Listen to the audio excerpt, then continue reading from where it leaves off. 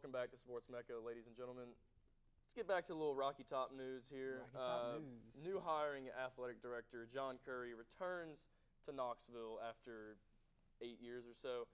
Let's kick it over to DeShawn Thomas and McCabe as we have a little package about it. Early Thursday evening, people gathered at Thompson Bowling Arena for the introduction of Tennessee's new athletic director, John Currie.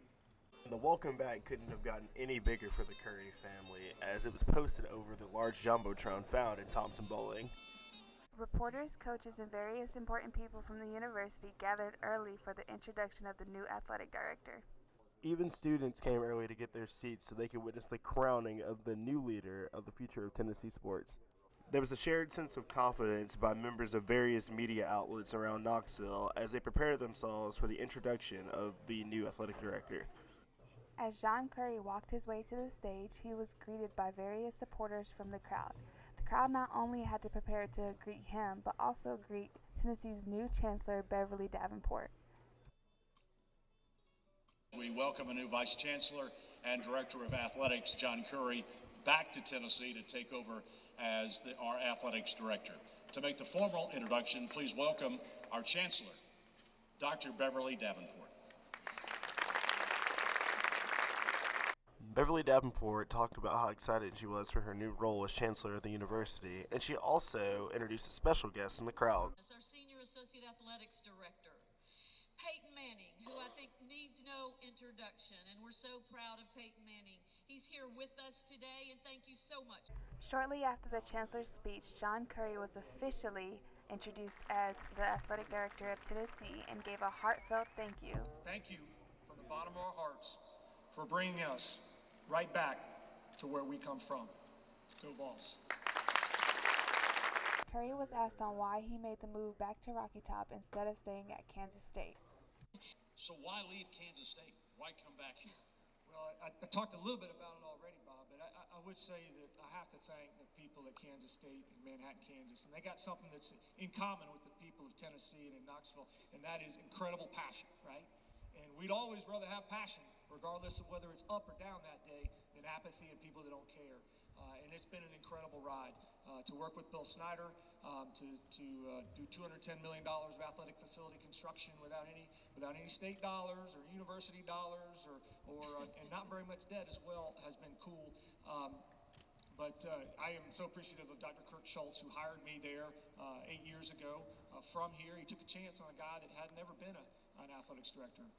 But I would say that being in this room, there's so many people here that raised me, right? And when you're raising a kid, you know, sometimes he gets a little out of line. You got to knock him back into place. And the people here help prepare me to be successful there. I believe the people there have helped prepare me to be successful here. And I just ask for everyone, I'm just like any other player, keep coaching me up.